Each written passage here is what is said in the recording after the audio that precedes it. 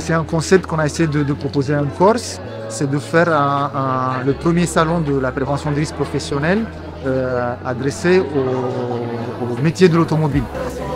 On va plutôt créer ce type d'événement dans lesquels ils vont échanger entre eux, ils vont échanger avec nous et petit à petit le chemin de la prévention va, la prévention va faire son chemin et il y en a qui vont faire le pas, vont investir et voilà, on verra plutôt les fruits dans un an ou deux.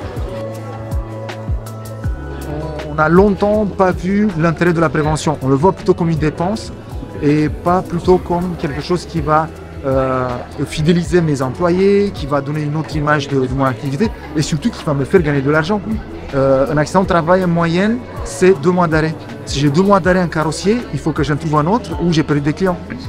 Donc il ne faut pas le regarder du côté de combien ça m'a coûté, mais plutôt combien j'ai gagné en faisant ces gestes.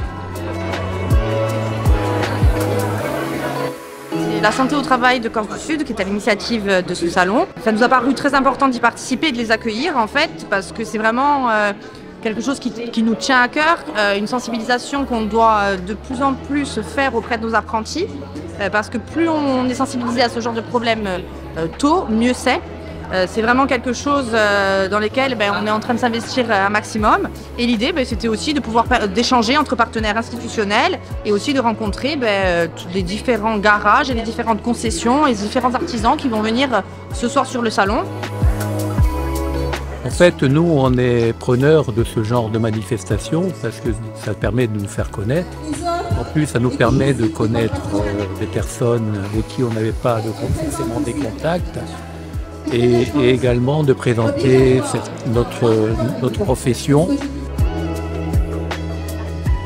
On s'aperçoit qu'il y a beaucoup de gens qui sont équipés. Après, souvent, ce qui se passe, c'est que l'équipement est fait, mais pas forcément tout le temps contrôlé. Donc en fait, ils ont des équipements des fois qui sont un peu vieillissants. Donc ils ont l'équipement, mais qui n'est pas vraiment aux normes. Moi, j'estime que pour la santé des gens, c'est pas coûteux. Et puis surtout, ce qu'il y a aujourd'hui, c'était le cas, il y a plein d'organismes, notamment la CARSAT, en fait, qui permettent de financer une grosse partie, jusqu'à 50%, donc ce qui est quand même pas négligeable. En plus, ce genre d'équipement, c'est quand même des choses qui durent dans le temps. Donc quand vous investissez sur 20 ans et que vous avez 50% d'aide, je crois que ça vaut le coup quand même.